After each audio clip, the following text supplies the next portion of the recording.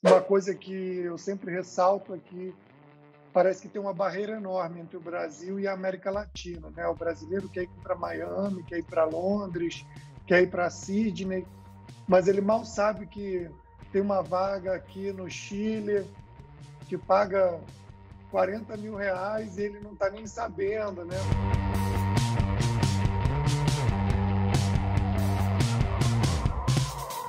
Pessoal do Papo CEO, bem-vindos, e hoje estamos com o Bernardo Carvalho. Eu tentei aprender aqui, Bernardo Weitam, mas eu acho que não vai sair direito, não. Bernardo, muito obrigado aí por você estar participando desse papo. Obrigado, Dário. Prazer. Aí, a gente estava aqui com a participação especial do Gringo, o cachorrinho do Bernardo, mas ele já foi embora. Boa. Pelo menos ele deu o ar da graça. Bernardo, antes de tudo, brigadão por esse papo. Como eu conversei anteriormente, uma conversa bem despretensiosa para entender um pouco da The Bridge e principalmente da sua história, seus desafios. Então, antes da gente começar a falar da The Bridge, queria que você contasse um pouquinho do seu background e como é que foi esse seu caminho até a The Bridge existir. Maravilha. Primeiramente, obrigado pelo convite. É um prazer estar aqui no Papo com o CEO, um podcast que eu venho acompanhando e tenho escutado excelentes entrevistas com grandes líderes que eu admiro. Então, parabéns pela iniciativa. É um prazer ainda maior ter um compatriota carioca aqui comigo nesse episódio também. Então, estamos aqui e vamos que vamos. Sobre o meu background, para quem tem o vídeo e pode observar, eu sou descendente de judeus, aqui pelo tamanho do meu nariz, facilmente reconhecível. Judeus poloneses. Então, uma família de imigrantes que meus avós vieram ao Brasil e, afinal, no Rio de Janeiro se estabeleceram. Então, minha família é carioca, do lado da minha mãe, alagoanos. Eu, na verdade, como os meus pais foram exilados políticos também durante a ditadura, eles eram militantes políticos, foram parar na Europa. Minha mãe era mulher do Herbert de Souza, o Betinho. Ela era ativista, o Betinho, a maioria de vocês jovens talvez não conheçam, os mais velhos devem conhecer. Enfim, foram exilados na Europa, então nasci na Inglaterra. Acabei nascendo na Inglaterra, mas fiquei pouco tempo lá depois de nascer. Voltamos ao Brasil, cresci no Rio de Janeiro e com 19 anos decidi voltar à Inglaterra e conhecer, né, o país onde eu nasci e tentar a sorte, digamos, né? E foi bem difícil no início, tive que lavar prato, fazer todo o trabalho que nós cucarachas fazemos quando chegamos, né, nos países de primeiro mundo. Entreguei pizza, lavei prato, trabalhei em bar, trabalhei em casa de aposta, fiz todos os tipos de trabalho que o imigrante tem que fazer para sobreviver. E finalmente entrei na faculdade, fiz faculdade lá. E desde essa época eu já tinha paixão por esse mundo digital, né? Apesar de ser o ano de 2001, o digital já me atraía muito, então fiz um dos poucos diplomas, né, que haviam na época de graduação, era o Multimídia e Sistemas Digitais. Eu não queria fazer programação pura, porque achava muito técnico, eu queria um pouco de tecnologia, mas também um pouco de design, um pouco de animação, enfim, um lado meio criativo, vídeo, áudio, então tudo isso para mim era muito, muito bacana. Terminando a faculdade, eu entendi que eu era muito ruim para design, muito ruim para programação. Então, virei gerente de projetos, né? Gerente de projetos que não tem que fazer nem design nem programação, né? Gestiona pessoas. E, dessa forma, comecei como gerente de projetos, trabalhando em grandes agências. Trabalhei na Bloomberg também durante 3 anos, no canal de televisão. Eu era operador de áudio, vídeo, fazia coisas no site, enfim. Mas logo entrei no mundo de agências digitais e não consegui escapar mais durante uns bons anos, aí, durante uma década, né? Eu morei 11 anos em Londres, trabalhei em muitas agências, fazendo trabalho de gerente de projetos, principalmente, né, gerente de contas. E foi excelente porque eu tive exposição a grandes projetos digitais, já trabalhei com pessoas excelentes, de vários rubros, né, com muitos clientes, Yahoo, trabalhei com Nissan, Automotive, trabalhei com Coca-Cola, enfim, muitos clientes bacanésimos e projetos de site, hot site, banner, na época, né, essa era a moda, né? Abri a minha agência digital também, então tive uma pequena agência digital chamada Bravo Media e fazíamos os sites, hot sites para os musicais de Londres, né, Billy Elliot, Hairspray, Zorro, tudo aí na época da Web 2.0, né? Pô, mas bem interessante, né? Isso, né? Ter trabalhado com teatro, ainda mais londrino, né? É um poço de cultura, né? Imagino que você acabou bebendo um pouco dessa fonte, ou não? Rapaz, eu consegui ir para algumas peças bem legais de teatro, com certeza, foi muito bacana, mas ainda mais foi interessante a gente estar sermos precursores na tecnologia e no digital para essas empresas, né? Porque, na verdade, os ingressos para teatro você só comprava mesmo no Leicester Square, lá, né? Na rua, nos tickets, nos quiosques, não tinha como comprar online, né? Então nós começamos a fazer esse trabalho de vídeos e conteúdos, enfim, online para os musicais, né? Estamos falando aí de 2003, 2005, né? Essa época. Então, os primórdios ainda, né? Da presença online desses negócios. Mas foi muito bacana, com certeza. Enfim, então a Bravo Media, que foi a minha agência, fechou depois de alguns anos. Perdemos o nosso maior cliente e fechamos. Aprendi a primeira lição no empreendimento, que é não coloque todos os seus ovos em uma só canastra, né? Você precisa ter mais de um cliente grande. E aprendi muitas outras lições, né?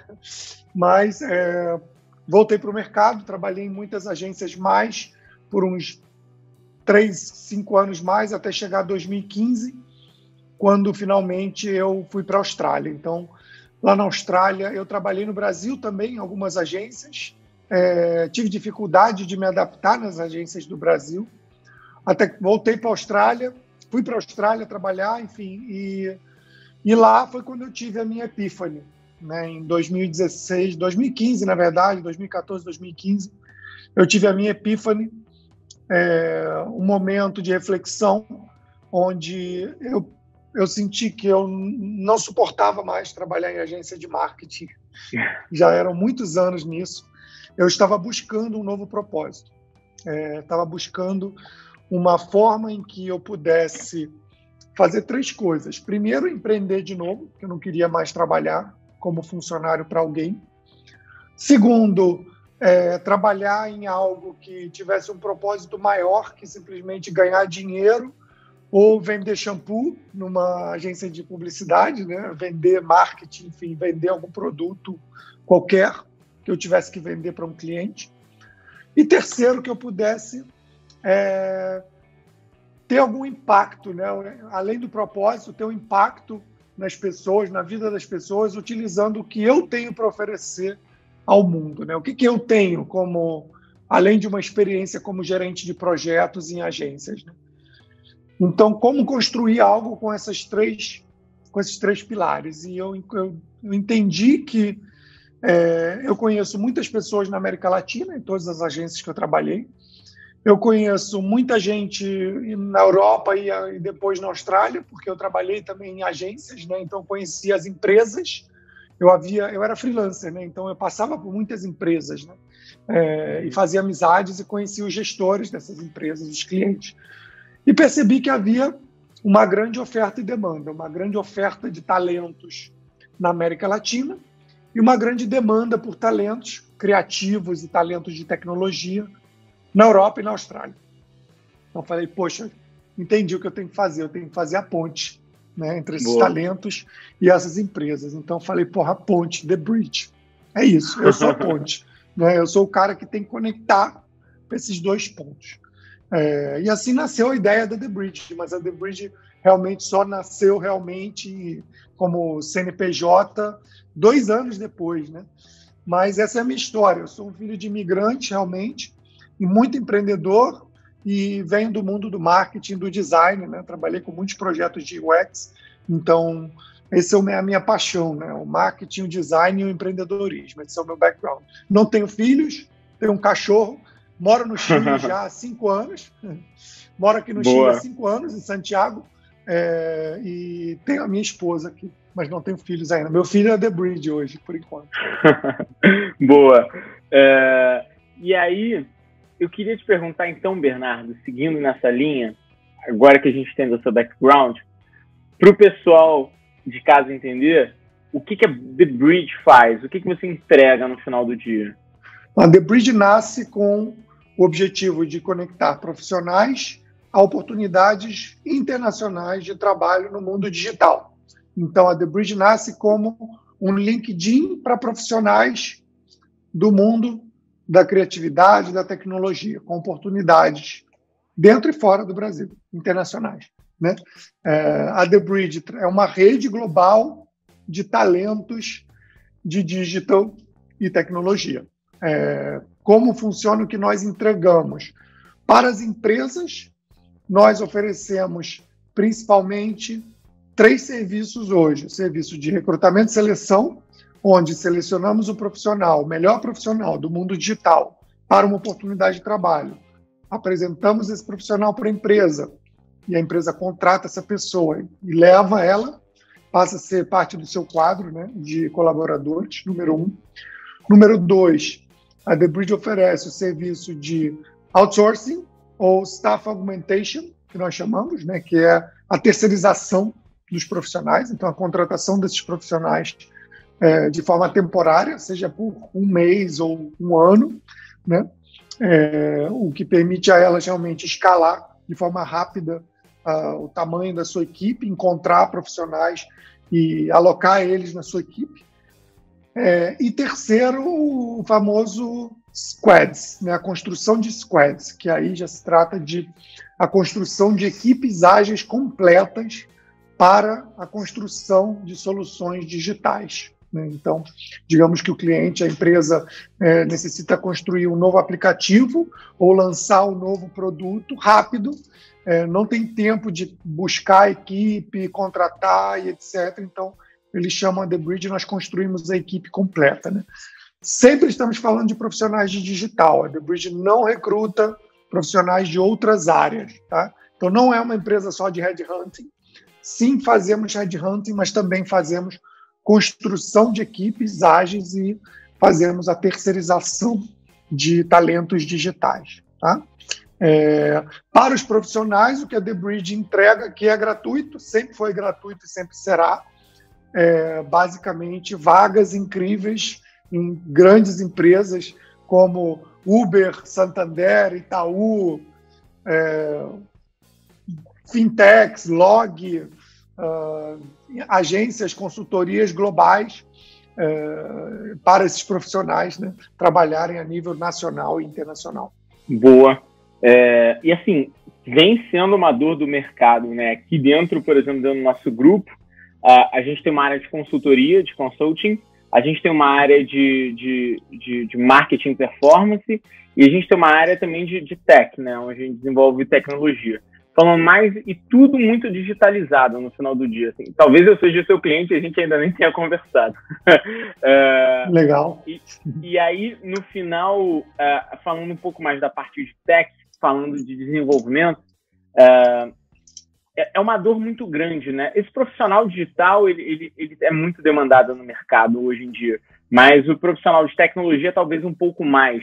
E você acaba sanando essa dor, que é justamente achar, né, essa dinâmica. E o que me chama mais atenção, você não só acha, né? Você estrutura para esse cara girar dentro da empresa. É isso que eu estou entendendo, não é? Com certeza. Nós fazemos a seleção, nós temos uma base de dados de 200 mil pessoas, né, para começar, na América Latina e no mundo. Selecionamos o melhor profissional através de testes técnicos, entrevistas, o processo de seleção interno nosso, específico para cada profissional, né, varia. Apresentamos essa lista das melhores pessoas qualificadas para a oportunidade vigente e gestionamos também todo o processo de contratação e onboarding. Caso você precise de uma equipe temporária, você não queira lidar com o processo de recrutamento, com folha de pagamento, com tudo que envolve você gestionar um funcionário, né? Nós também podemos cuidar disso. Então, esse é o serviço de outsourcing. E caso você precise construir uma equipe inteira, então nós construímos a equipe inteira para você e também você pode terceirizar isso. Acontece muito no caso de bancos, né? Grandes empresas que precisam capexizar os custos, digamos, né? Tem um budget de projeto, e eles precisam de uma equipe completa, mas eles não querem adicionar essa equipe à folha deles, né? E isso flexibiliza bastante. Em alguns casos também, a empresa não pode contratar PJ, então eles podem conversar conosco e nós podemos também conseguir essa flexibilização, né, da contratação dos profissionais, alguns profissionais PJ, certo? Quando necessário. Então, isso também é uma grande vantagem para os clientes. Boa. E hoje você já me citou vários players aí que você atende, mas eu queria entender um pouco mais como é que funciona essa conexão internacional. Você tem o seu pool de empresas que te buscam mais no Brasil e aí você busca esse profissional no exterior, ou vice-versa? Como é que funciona isso? Certo, boa pergunta, Ara. Bom, a The Bridge hoje tem escritório, tem empresa, digamos, aberta no Chile, Brasil e México, né? Temos CNPJ no Chile, Brasil e México. Estamos prestes a abrir na Colômbia e Estados Unidos. E nós atendemos a empresas do mundo inteiro. As empresas procuram a The Bridge porque elas precisam de profissionais na América Latina, profissionais latinos, ou profissionais que estejam num fuso horário que seja útil para eles, né? Então, os Estados Unidos, por exemplo, não tem diferença de fuso horário, né? Dependendo da região dos Estados Unidos, a América Latina funciona perfeitamente. Então, o nearshoring, né, o outsourcing nearshoring para a América Latina funciona. Temos clientes do Peru que precisam contratar peruanos e não querem contratar gente de fora. Temos clientes na Colômbia que dizem, olha, para mim não importa onde a pessoa trabalha, contanto que ela esteja na América Latina e fale espanhol. Então, realmente é caso a caso. Cada cliente tem uma necessidade diferente e a gente tem essa flexibilidade para poder atender a eles. Se eles querem um perfil local do país deles ou se eles querem um perfil internacional. Essa demanda vem dos clientes para nós e nós gestionamos caso a caso. Entendi, hoje, boa. Com a pandemia e com o trabalho remoto, ainda mais flexível está, né? Antigamente, antes do ano passado, a gente tem 5 anos de... The Bridge tem 4 anos e meio já, né? E no início, muitos clientes exigiam a presença da pessoa, né? Mesmo que a gente tivesse que levar ela, pagar o voo, o hotel, levar ela do Brasil para a Colômbia ou da Argentina para o México. Mas hoje não, né? Hoje a flexibilidade é maior. Então, como já é remoto mesmo, então por que não contratar uma pessoa de fora do país? Boa. E aí, um ponto bem interessante que eu queria entender por trás da The Bridge nós temos uma base muito grande. Você citou aí 200 mil pessoas. Cara, a gente pra caramba, assim, você tem um data aí bem interessante. O que você está trabalhando com relação a isso, ou se isso é ênfase da The Bridge, e se a sua plataforma, se hoje o que você faz ali digital oferece alguma coisa a mais, ou vocês são bem focados basicamente nessa operacionalização de achar essa pessoa e no outsourcing, ou se ali dentro você faz alguma gestão pro RH? Eu estou conjecturando aqui, mas eu queria entender um pouco mais. Se eu fosse um cliente, se eu fosse um cliente e você estivesse me vendendo, quais são os itens ali que eu posso esperar da The Bridge? Bom, Dari, em relação à base de dados, nós geramos essa base de dados através de dezenas ou centenas de parcerias, patrocínios, eventos, conteúdo, marketing inbound, marketing outbound, redes sociais, e-mail, CRM. Então, a gente constrói essa base de dados porque é a nossa matéria-prima, né? As pessoas são o nosso maior, digamos, a nossa maior oferta de valor, né? Isso que a The Bridge tem para oferecer realmente. São as pessoas, são os talentos que estão disponíveis para trabalhar com os nossos clientes. Como empresa, você pode esperar de nós de receber em máximo uma semana 3 perfis para a sua vaga, já pré-selecionados pela The Bridge. Então, isso que nós oferecemos, seja para outsourcing, seja para recrutamento, seja para construir uma equipe. Obviamente, se você falar eu tenho 50 vagas, eu não vou conseguir apresentar 50 profissionais em uma semana. Em uma semana eu vou te apresentar a primeira leva, né? Te apresentar 10, 15, 20, enfim. Ou se você falar, eu preciso contratar 5 diretores de tecnologia, também você não vai receber 5 diretores de tecnologia em uma semana, né? Mas normalmente a demanda é 1 diretor, 2 Scrum Masters, 5 desenvolvedores e 3 designers, né? Então aí, obviamente, a gente consegue gestionar em coisa de 1 ou 2 semanas no máximo e depois acompanhar todo o processo com você, de feedback, de entrevistas, de seleção, de testes práticos, enfim, tudo que for necessário, avaliação técnica, culture fit e etc. Então, a The Bridge não é só uma página, um aplicativo que você entra lá e ele cospe um monte de perfis, né? A gente tem tecnologia, a gente tem dados, mas a gente tem pessoas. Se não fosse pelas pessoas da The Bridge, seria impossível operar essa máquina de talento. Então, sim, temos dados, sim, temos a nossa plataforma e a nossa tecnologia para gestionar esses dados e essas pessoas, mas a gente tem o toque humano, né? Sem o toque humano da The Bridge seria impossível. Até porque a gestão das pessoas que estão terceirizadas é feita por pessoas. Não tem um chatbot que vai chegar lá e resolver o problema da sua internet que caiu ou o computador que quebrou, entendeu? Isso é utopia, não existe. Alguém tem que resolver o problema, entendeu? Ainda falta muito para conseguir resolver isso, né? Não tem como, assim. Então, a gente ainda tem muito calor humano aqui para conseguir manter essa roda girando. Boa. Assim, sensacional. E uma coisa que eu percebi, falando de vagas, assim, vocês têm um pool de jobs abertos, assim, bem grande.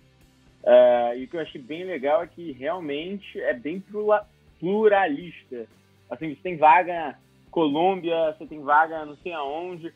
Cara, pro profissional que está querendo buscar novos ares, isso é fantástico, né? Você acaba sendo realmente uma ponte para o que normalmente esse mercado de digital adora, né? Que é realmente quase um nômade digital e ele conseguir jobs ao redor do mundo, né? Isso que eu acho que é um mó barato. E, assim, eu, por exemplo, estou vendo que você tem vaga, antes da gente começar esse nosso papo, eu vi que você tinha vaga em Bogotá, né? Eu acho isso sensacional. E o mais legal é que o cara que está aqui no Brasil realmente consegue fazer essa ponte e consegue essa vaga e consegue realmente o que esse pessoal adora, né? Porque no final do dia, não sendo redundante, mas já sendo, cara, esse pessoal gosta de ser meio nômade mesmo, né? Eles querem estar em qualquer lugar do mundo e prestar o serviço independente das barreiras, das fronteiras, para qualquer pessoa do mundo também. E eles acham legal isso, não é só uma questão de dinheiro, né? É uma questão de quase propósito, né? Quase lifestyle. Você acaba oferecendo isso. Com certeza, Dario. Se você quiser mandar o currículo, fica à vontade, cara. Já estou catando aqui, pessoal. Já vou falar, Rodrigo. Adeus. Acabou a empresa. Nossa, toca eu tô com um monte de vaga júnior aqui, cara. Tô precisando aqui, assistente de escritório, tudo. Então esse realmente sou eu. Boa. Manda bala. Sim, temos mais de 200 vagas abertas hoje no The Bridge. Então, fiquem à vontade aí. Uma coisa que eu sempre ressalto é que parece que tem uma barreira enorme entre o Brasil e a América Latina, né? O brasileiro quer ir para Miami, quer ir para Londres, quer ir para Sydney, mas ele mal sabe que tem uma vaga aqui no Chile que paga R$40 mil e ele não está nem sabendo, né? Porque o Chile tem uma moeda fortíssima, mais forte que o dólar, está aqui do lado, ele pode passar o fim de semana com a mãe dele, cada 2 semanas ele pode pegar um avião aqui, em 3 horas ele está lá no Galeão, ou lá enfim, em São Paulo, onde quiser, e o cara só olha para Miami, só olha para Londres, e não fala espanhol, né? Só aprendeu inglês. Então, oportunidades perdidas, galera. Realmente, boa. América Latina e América Central, né? México, enfim. Eu tenho vaga até na Jamaica. Tem brasileiro trabalhando para Jamaica hoje em dia. E Jamaica fala inglês, né? Mas, sabe, o brasileiro não aprende espanhol. É impressionante. E nem o latino aprende português, né? Vice-versa. Se subestimam as culturas, é uma pena, porque o complexo de vira-lata do brasileiro, né, ele acha que só Estados Unidos que é evoluído, né? Estados Unidos, Europa e Austrália que é evoluído, que a América Latina é tudo campesino, né? Tudo mato alto e não tem nada e está atrasado, mas na verdade não é assim, né? Não é assim. O Brasil está avançado, o Brasil obviamente é uma economia muito potente, mas o México também é uma economia gigantesca. A qualidade de vida do Chile e a segurança do Chile é muito maior do que a do Brasil. Absurdo.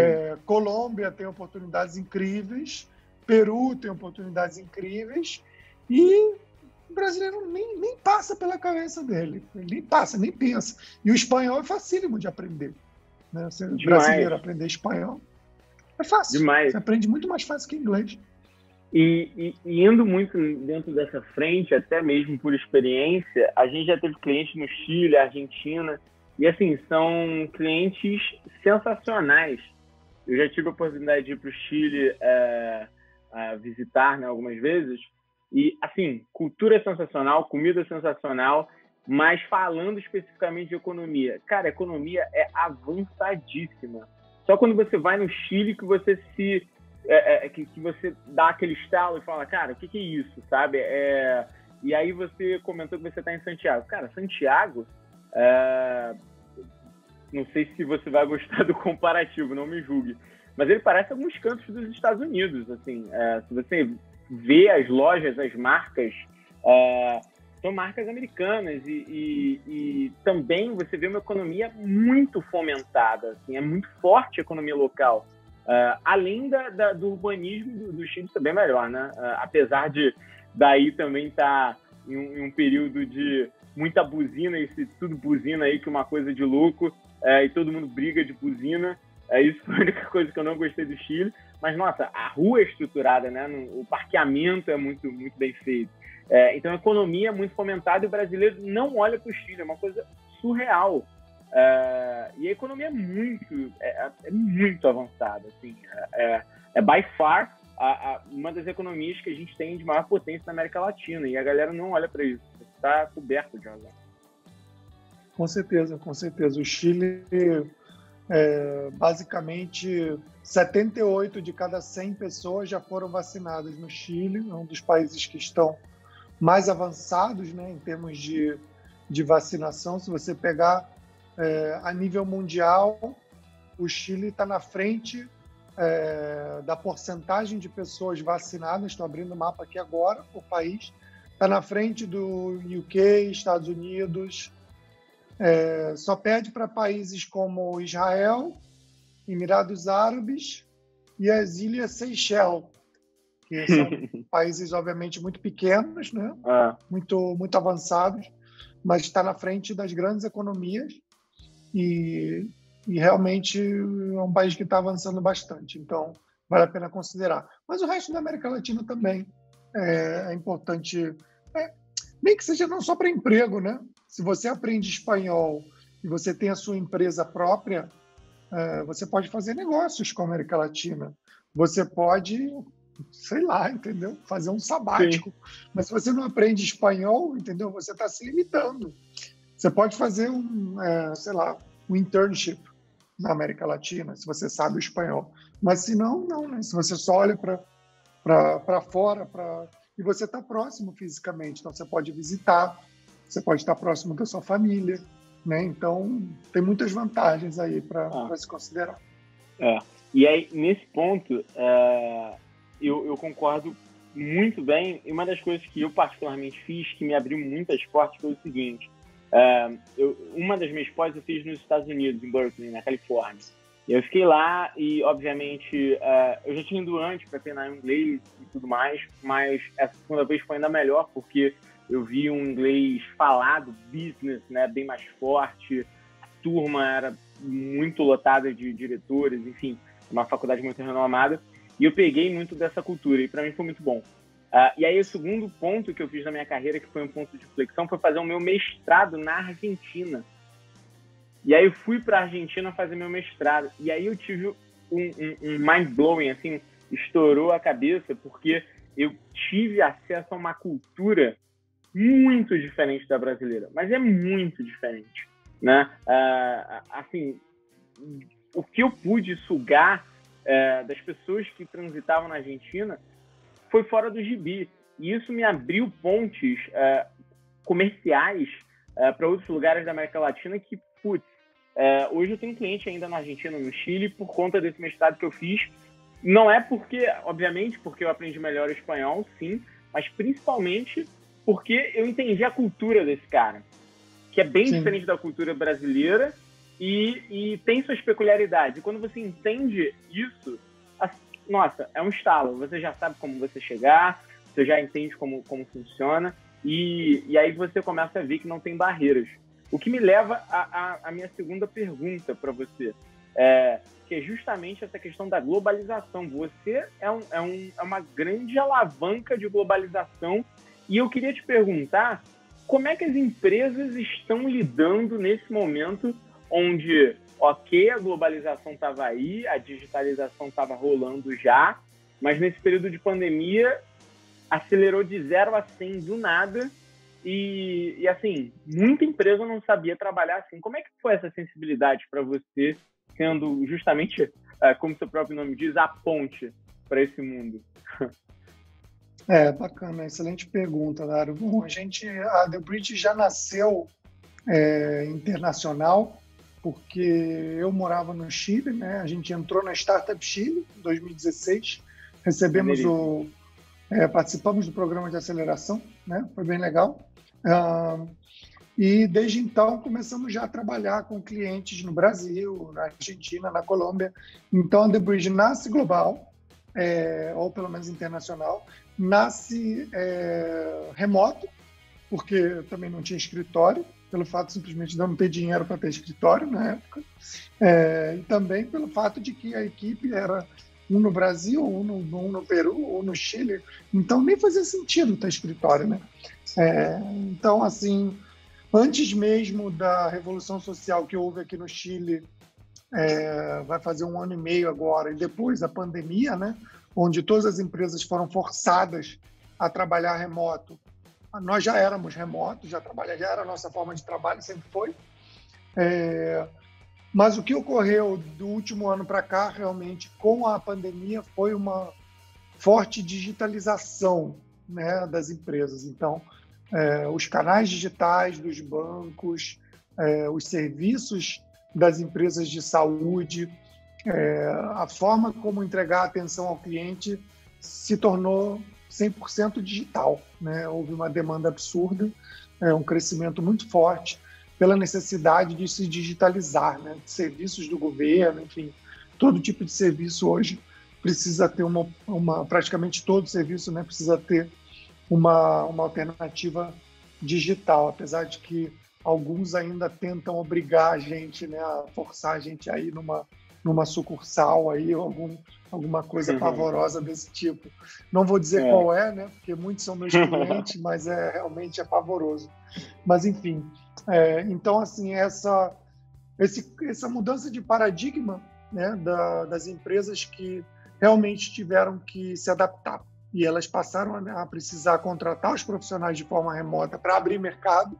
Hoje eu conversei com um cliente no Peru que falou: Bernardo, eu não quero pessoas no Peru, porque eu já mapeei todos aqui no Peru. A briga local pelo talento entre esse cliente e outros 2 clientes, chegou a um ponto que o mercado pequeno, como o Peru, simplesmente esgotou. Não tem mais UX designer lá. Eles já contrataram todos os bons. Você pega um mercado como o Brasil, quantos diretores de UX a nível internacional você acha que tem no Brasil hoje? Deve ter uns 100. Entendeu? Não vai atender a necessidade de todas as empresas.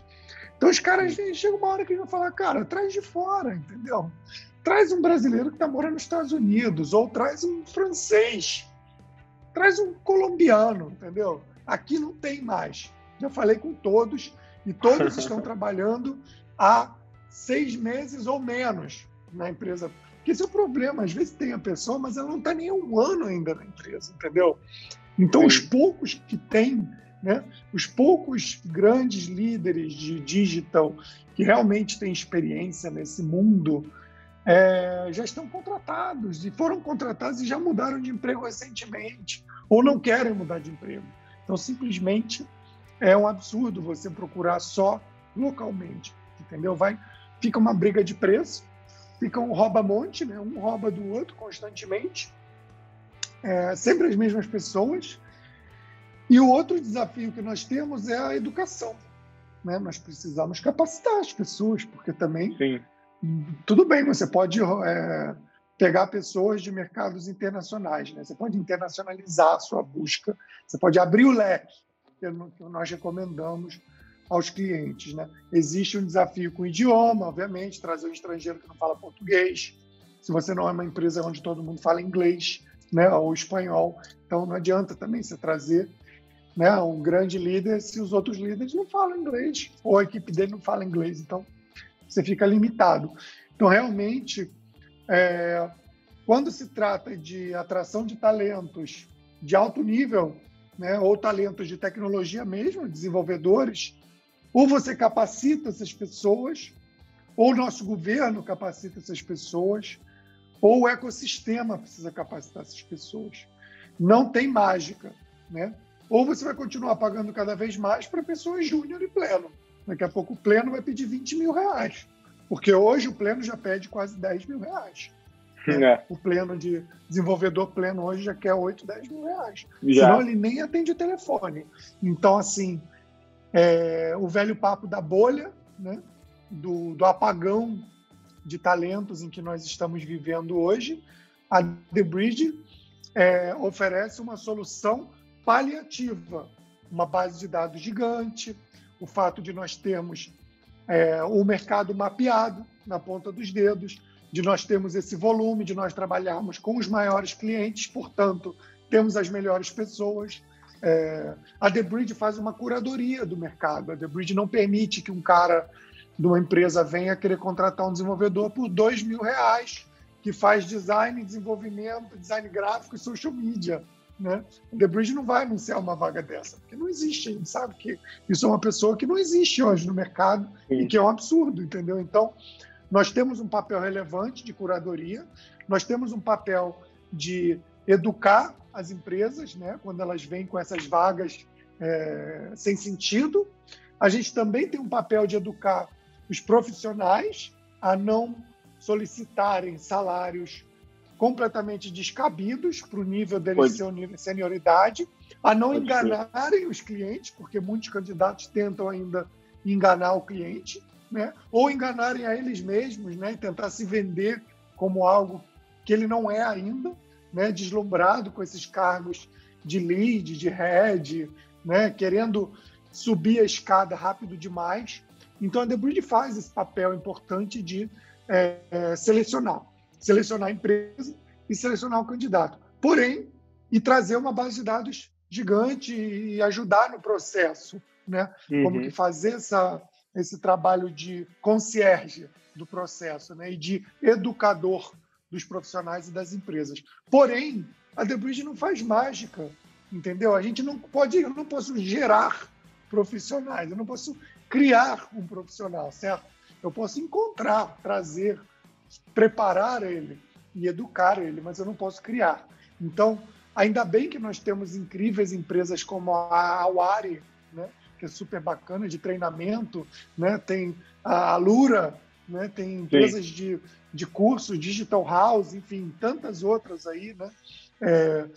Rocket Seats, né? Empresas super bacanas aí de treinamento de devs, mas a velocidade não alcança a demanda, né? A velocidade de capacitação dos profissionais não alcança a demanda. Precisamos de um programa estruturado pelo governo brasileiro, que não consegue nem entregar vacina. Imagina se eles vão pensar nisso, né? Se eles vão considerar isso. O nosso governo atual não tem a menor noção, obviamente, mas quem sabe o próximo governo, né, a gente consiga daqui a um ano trazer isso, né?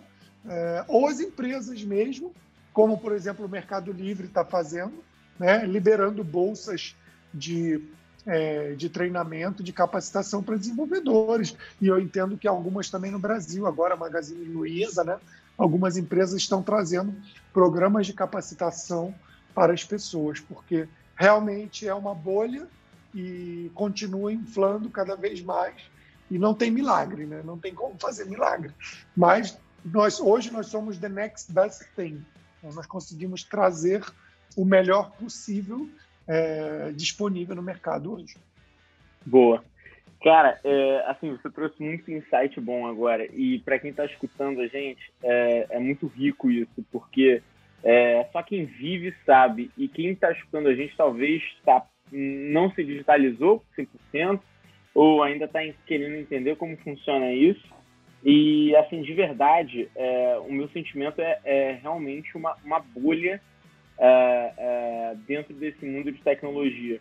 Você vê profissionais que, com todo o respeito do mundo, mas acabaram de sair do berço e querem ganhar 10 mil reais, não tem sentido, o projeto não se paga, e aí você vê uma cadeia, né?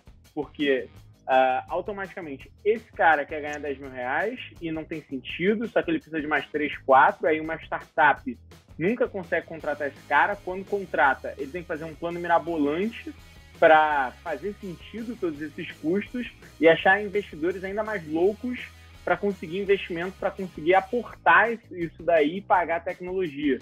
E aí a tecnologia, ao invés de acontecer aquelas questões que a gente vê do duplo, triplo, como a gente diz, né, de aumentar e ao mesmo tempo baratear, não está acontecendo, né? Isso, hands down, não está acontecendo. A gente vê os profissionais caros ficando mais caros e, assim, não tem como pagar. No final, o pote de ouro não vai ter isso tudo. Apesar de a gente ter capital em abundância, essa concentração, se a gente for pensar em pequenos mercados, em pequenos nichos, que é a grande realidade, não paga. E aí vira justamente essa bolha. Bernardo, acredite se quiser, mas aqui dentro a gente teve um caso muito emblemático, que foi um cara de dev que tinha acabado de entrar, e eu acho que ele estava ganhando, já tem tempo isso, mas ele, sei lá, estava ganhando 3x. E aí ele foi chamado para ganhar 9x. Sim, 3 vezes mais. E, obviamente, ele foi, assim, a gente tem uma dinâmica para não cair muito nesse viés de não dar esses aumentos ou ficar fazendo cabo de guerra com outras oportunidades. Aqui dentro a gente não tem isso. E a gente não cria isso justamente por isso. Porque senão cria uma má conduta onde a gente tem que ficar basicamente ofertando quem paga mais. A gente quer ofertar todo o propósito, aqui dentro a gente tem partnership, tem tudo isso, então a galera fica porque ama. Mas esse cara, particularmente, ele entrou 3x e foi para 9x. A gente falou, cara, para onde você está indo, você não consegue produzir. Muito transparente, assim, muito transparente. Eu tive a cautela de falar isso de uma maneira gentil para ele, para não causar nenhum tipo de frustração, mas a grande verdade é que ele não estava preparado, ele não tinha as linguagens necessárias para isso. E o cara foi, e aí o que deu? Deu problema, porque eu repus a vaga dele, e ele ganhava relativamente bem pelo que ele deveria produzir. Ele foi para essa outra empresa, ficou 2 meses, assim, entrou e saiu, porque obviamente não produziu. É um mundo que realmente você tem que ter uma especialidade técnica alta, e é isso. Só que aí ele ficou 2 meses desempregado e automaticamente caiu uma outra empresa que também pagou, sei lá, 5x. Só que ele ficou 2 meses de novo, 3 meses, 6 meses, saiu de novo. E nisso ele fica pulando de galho em galho. No final do dia ele tem uma composição salarial boa, mas ele não entrega, né? E aí a gente tem esse problema que tá ficando meio crônico, né? Não sei o que você tá pensando sobre isso tudo. A minha preocupação, Dário, além do ponto de vista do empresário, né, obviamente, nós como donos de empresa, nos preocupamos com a disponibilidade de recursos para poder trazer os melhores talentos, né, para atender às necessidades do negócio e para conseguir entregar um produto ou um serviço de alto nível para os nossos clientes finais. Mas, olhando do ponto de vista do candidato, o que tem acontecido, como você menciona, é um problema também de juniorização, né, dos profissionais. Então, afinal, isso gera não só um impacto na carreira da pessoa e na qualidade do serviço, do entregável final daquele profissional, mas isso, de tabela, gera um impacto nas equipes, né, nos outros profissionais da empresa, porque você contrata uma pessoa esperando que ela vai liderar uma equipe, né? Ela tem muito pouca experiência ainda de liderança, ela não tem ainda capacidade emocional ou ela não tem ainda inteligência emocional e calos e habilidades comunicacionais e empatia, gestão de conflito. Não são só habilidades técnicas, né? Muitas pessoas ainda pensam que anos de experiência e linguagens de software são as habilidades para você se tornar um lead, ou né, quantos softwares de design você sabe usar, ou de software ou desenvolvimento, o que for.